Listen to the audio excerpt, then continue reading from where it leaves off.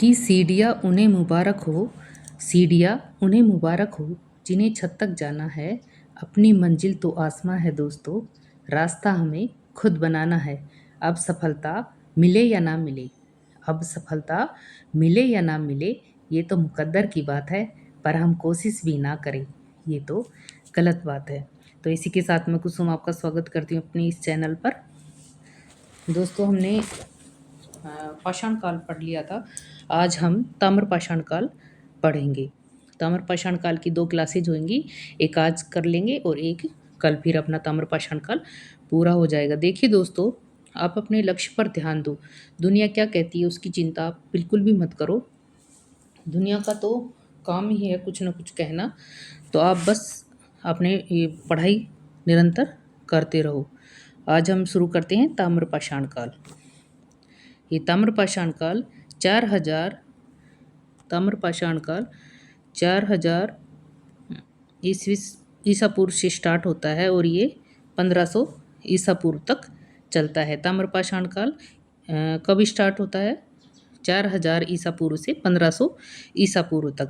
ये ताम्रपाषाण काल के साथ साथ हड़प्पा संस्कृति भी चलती है। हड़प्पा संस्कृति 3000 से 1700 ईसा पूर्व तक रहती है। 3000 ईसा पूर्व से 1700 ईसा पूर्व तक हड़प्पा संस्कृति भी रहती है। ताम्रपाषाण काल को चैल्कोलिथिक एज या चैल्कोलिथिक कल्चर संस्कृति भी कहते हैं।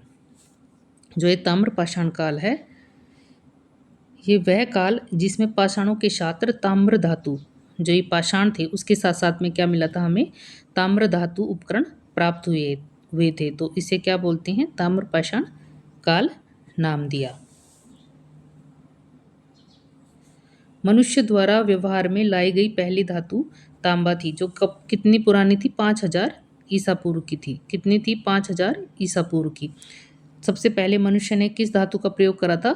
तांबे का। किसका प्रयोग करा था? सबसे पहले मनुष्य ने तांबे का प्रयोग करा था। तकनीकी दृष्टि से यह ताम्रपाषाण संस्कृति नवपाषाण काल के ठीक बाद की और हड़प्पा काल के ठीक पूर्व की है। जब नवपाषाण काल खत्म हुआ था तो उसके ठीक बाद कौन सा काल आ गया था? ताम्रपाषाण काल। और हड़प्पा काल के ठीक पूर्व, हड़प्पा काल के ठीक पूर्व भी क्या चल रहा था? ताम्रपाषाण काल चल रहा था। यह ताम्रपाषाण संस्कृति हड़प्पा से पूर्व, हड़प्पा के साथ साथ और हड़प्पा के बाद यानी कि उत्तर हड़प्पा तक अस्तित्व में रही। कौन सी संस्कृति? ताम्रपाषाण संस्कृति।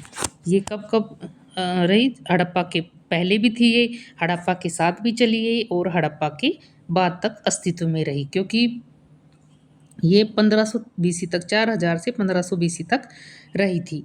और हड़प्पा काल कब तक रहा था? 1700 ईसा पूर्व तक रहा था। 1700 ईसा पूर्व तक रहा था। जो ताम्रपाषाण संस्कृति है, इसमें लोग मुख्यतः ग्रामीण लोग थे। ये क्वेश्चन आया था, ताम्रपाषाण के लोग कैसे थे? तो वो कैसे थे? ग्रामीण। ये फर्स्ट ग्रेड 2023 के आसपास आया हुआ क्वेश्चन है। ताम्रपाषाण संस्कृति में लोग मुख्यतः ग्रामीण लोग थे। ये लोग पहाड़ियों, नदियों आदि के आसपास रहते थे, जबकि हड़प्पा संस्कृति के लोग नगरीकरण में विकसित हो चुके थे। हड़प्पा के लोग तो कैसे थे? नगर युक्त थे, नगरीकरण में विकसित हो चुके थे, और इसके लोग ग्रामीण थे। ताम्रपाषाण काल के लोग ग्रामीण थे। गैरिक रंग मृतभांड यानी कि OCP, गैरिक रंग मृतभांड इस संस्कृति के विशेष मृतभांड थे। इस संस्कृति के विशेष मृतभांड कौन से थे? गैरिक रंग के मृतभांड, जिन्हें OCP भी बोलते हैं। जबकि काले और लाल, ब्लैक एंड रेड वेयर मृतभांड BRW सर्वाधिक प्रचलित थे। तो सर्वाधिक प्रचलित कौन से थे? काले और लाल। और विशिष्ट मृतभांड कौन से थे? गैरिक रंग के मृतभांड। तो गैरिक रंग के मृतभांड विशिष्ट थे और सर्वाधिक कौन से प्रचलित थे? काले और लाल मृतभांड। यहाँ के मृतभांड चौकोर बनाए जाते थे। कैसे बनाए जाते थे? यहाँ के मृतभांड चौकोर में बनाए जाते थे। इन ग्रामों में पशुपालन और कृषि मुख्य रूप से की जाती थी। जो ये ताम्रपाषाण कालीन के गांव थे, यहाँ पशुपालन और कृषि मुख्य रूप से की जाती थी। ताम्रपाषाण काल में पकी ईंटों का प्रयोग नहीं करते थे। इस काल के लोग वस्त्र बनाने, मृण मूर्तियां बनाने, तांबे के औजार बनाने, मृतभांड बनाने जैसी कलाओं में निपुण थे। ये जो ताम्रपाषाण के लोग हैं, ये पकी ईंटों का प्रयोग नहीं करते थे। और ये लोग वस्त्र बनाने में, मरण मूर्तियाँ बनाने में, तांबे के औजार बनाने, मृत भांड बनाने जैसी कलाओं में निपुण थे। समाज में सामाजिक असमानता थी क्योंकि समाधान प्रणालियाँ भिन्न भिन्न मिलना इस बात का साक्ष्य था कि समाज में क्या थी, सामाजिक असमानता थी। जो समाधान प्रणाली थी वो भिन्न भिन्न मिली है यहाँ पे। तो इसलिए हम कह सकते हैं कि समाज में असमानता थी। ये भवन निर्माण कला से परिचित थे। जो ताम्रपाषाण के लोग हैं वो भवन निर्माण से परिचित थे। इनाम गांव में 5 कमरों वाला घर तथा जोरवे से कई घर मिले हैं।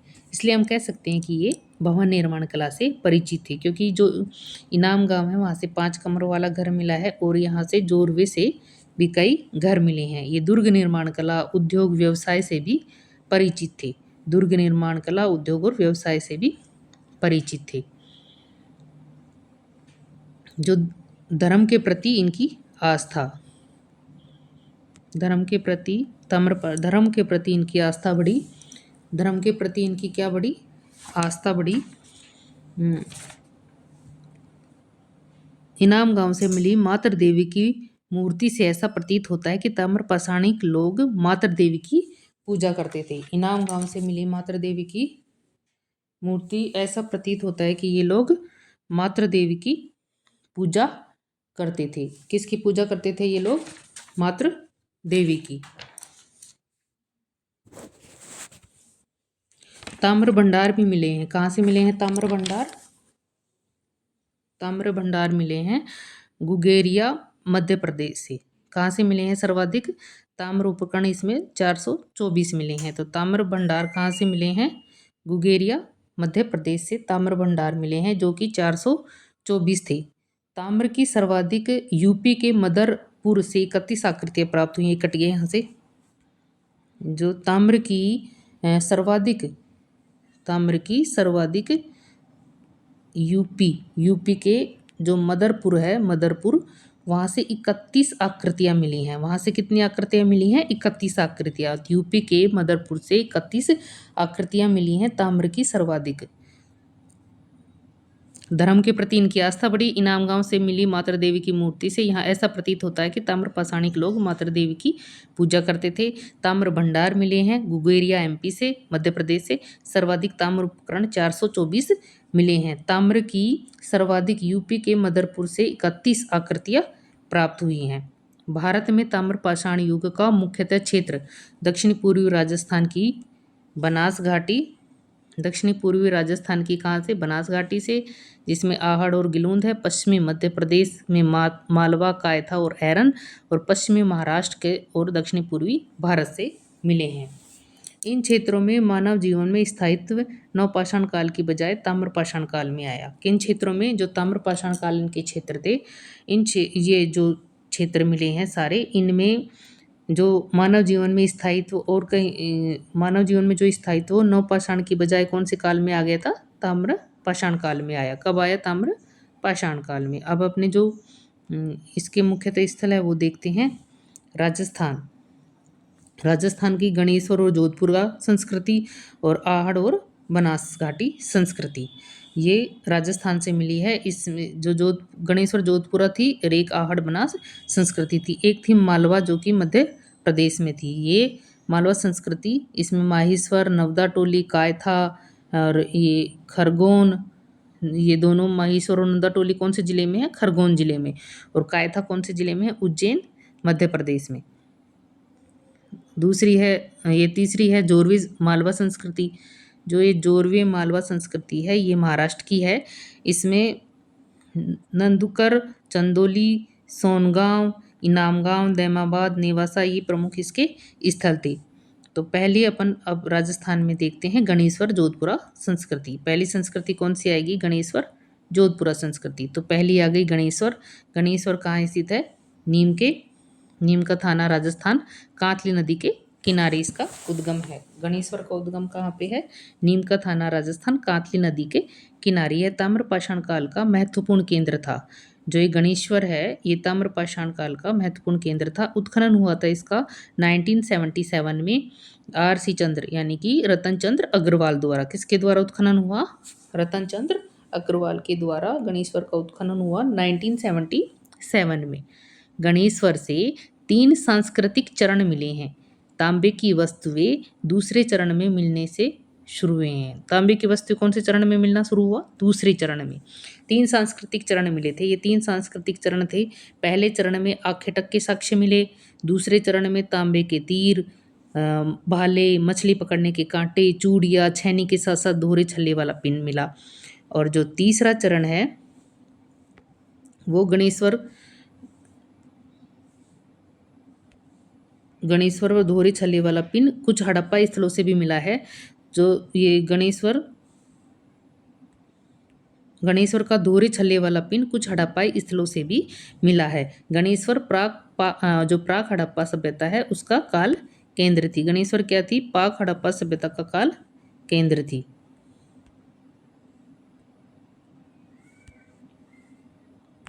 पाक हड़प्पा सभ्यता का काल केंद्र थी गणेश्वर। तो ये तीसरा चरण, 2 चरण देख लिए हमने। अब तीसरा जो चरण था उसमें विशुद्ध और ताम्र उपकरण तीसरे चरण में मिले हैं। विशुद्ध ताम्र उपकरण थे वो कौन से चरण में मिले हैं अपने को? तीसरे चरण में मिले हैं। तो इसके गणेश्वर सभ्यता, इसके 3 चरण थे। पहले चरण में हमें क्या मिला था? ये गणेश्वर से हड़प्पा सभ्यता के गणेश्वर से 3 सांस्कृतिक चरण मिले थे। इसमें तांबे की वस्तुएं दूसरे चरण में मिली। पहले चरण में आखेटक के साक्ष्य मिले, दूसरे चरण में अपने को तांबे की वस्तुएं मिली।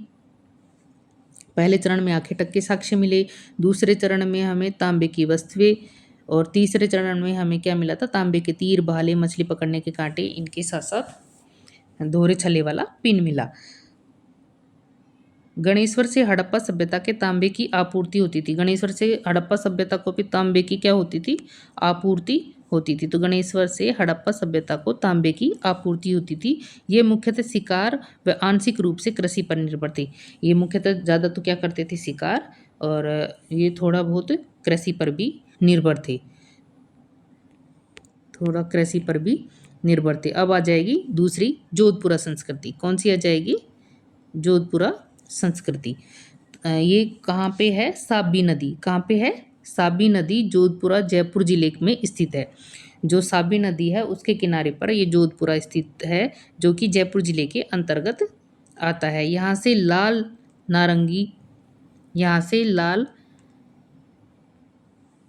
व नारंगी रंग के मृदभांड मिले हैं। कैसे रंग के मृदभांड मिले हैं? यहाँ से लाल और नारंगी रंग के। यहाँ से ताम्र पाषाण साक्ष्य भी मिले हैं। जोधपुरा से क्या क्या मिला है? लाल और नारंगी रंग के तो मृदभांड मिले, और यहाँ से ताम्र पाषाण साक्ष्य भी मिले। दूसरी संस्कृति आ जाएगी आहड़ बनास संस्कृति। जो राजस्थान की दूसरी है उसमें आहड़ बनास संस्कृति आ जाएगी, जो कि 2100 से ईसा पूर्व से लेकर 1500 ईसा पूर्व तक थी। बनास नदी घाटी की ताम्रपाषाण संस्कृति के केंद्र में आहड़, गिलूंद, मरमी और बालाथल आते हैं। क्या क्या आते हैं? आहड़, गिलूंद, मरमी और बालाथल। सर्वप्रथम आहड़ की खोज हुई, इसलिए आहड़ संस्कृति कहा, तथा अधिकांश बनास नदी के किनारे इस कारण इसे बनास संस्कृति भी कहा। तो ये जो आहड़ की खोज कहाँ पे हुई? आहड़ की खोज हुई, आहड़ संस्कृति कहा इसलिए आहड़ की खोज हुई, तो इसलिए बनास नदी के किनारे हुई, तो इसे बनास संस्कृति भी कहा। आहड़ का उत्खनन कब हुआ था? आहड़ का उत्खनन आयड़ और बेड़च नदी के किनारे उदयपुर में 1953 में अक्षय कीर्ति व्यास, किसने करी थी? अक्षय कीर्ति व्यास ने। इसके बाद में 1954 से 56 के बीच में R.C. चंद्र अग्रवाल यानी कि रतन चंद्र अग्रवाल ने, और 1961 से 2 के बीच में करी थी H.D. सांकलिया के नेतृत्व में इसका उत्खनन हुआ था। तो 3 लोगों के साथ में इसका उत्खनन हुआ था। पहले थे अक्षय कीर्ति व्यास, दूसरे थे रतन चंद्र अग्रवाल, और तीसरे थे H.D. सांकलिया। इसके नेतृत्व में उत्खनन हुआ था। आहड़ को ताम्रवती, अघाटपुर या धूलकोट भी कहा जाता है। क्या कहा जाता है? ताम्रवती, अघाटपुर, धूलकोट भी कहा जाता है। आहड़ से अनाज भंडार के मृतभांड मिले, जिन्हें क्या बोला? गोरा और कोठा कहा जाता है। बैल का मरण मूर्ति मिले, जिसमें बनाशल बुल की संज्ञा दी गई है। इसमें लाल, भूरे, काले मृतभांड मिले हैं। जो लेख युक्त 6 मुद्राएं थी, कितनी मुद्राएं थी? 6, और 3 क्या मिली हैं? मुहरे। तो एक जिनके एक तरफ त्रिशूल और दूसरी तरफ अपोलो का चित्र भी मिला है। यूनानी लेख युक्त 6 मुद्राएं, 3 मोहरें मिली, जिनके एक तरफ त्रिशूल और दूसरी तरफ अपोलो का चित्र है। यहाँ की मुख्य फसल क्या थी? चावल और बाजरा थी। यहाँ की मुख्य फसल क्या थी? चावल और बाजरा। गेहूं, ज्वार, चावल, बाजरा और ये परिचित हैं इनसे। आटा पीसने की चक्की जो कि किससे चलती थी? पैरों से। रसोई घरों से सिलबट्टे मिले। सूत कातने की क्या मिली थी? चरखे। मिट्टी और तांबे के दीपक मिले, और यहाँ से लोहे की वस्तुएं मिली। क्या क्या मिला था यहाँ से? गेहूं, चावल, ज्वार, बाजरा ये मिला। पैरों से चलित आटा पीसने की चक्की मिली। रसोई घरों से सिलबट्टे मिले। सूत कातने के चरखे मिले। मिट्टी तांबे के दीपक मिले और लोहे की वस्तुएं मिली। इतनी सारी चीज़ें मिली थी अपने को। कहाँ से? आहड़ से।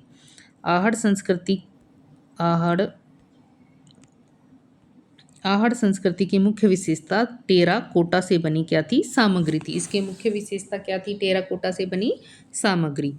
ये मरमी जो चित्तौड़गढ़ में स्थित है, यहाँ से जानवरों के बड़े पैमाने पर प्रमाण मिले हैं। यहाँ से क्या मिले हैं? मरमी चित्तौड़गढ़ से जानवरों के बड़े पैमाने पर प्रमाण मिले हैं। पशुपालन यहाँ की अर्थव्यवस्था का क्या था? प्रमुख आधार था। यहाँ की ग्रामीण अर्थव्यवस्था थी। कैसी अर्थव्यवस्था थी? ग्रामीण। ये क्वेश्चन अपन ने जो पढ़े हैं, ये 2025 में आए हैं दोनों क्वेश्चन। अभी स्कूल व्याख्याता का पेपर हुआ था 2025 में, उसमें आए हुए हैं ये हमने दोनों पढ़ लिए हैं। पहला क्वेश्चन है,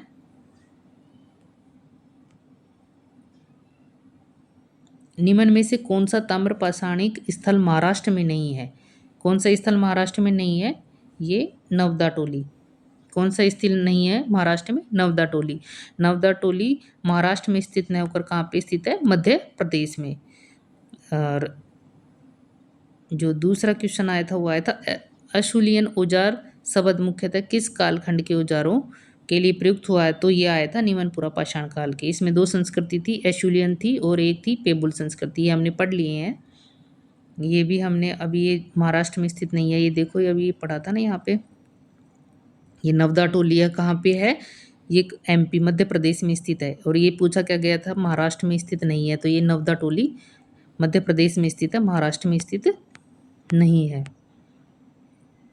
आगे भी और डिटेल चलेंगे। गिलूंड अब आ जाएगी, गिलूंड सभ्यता।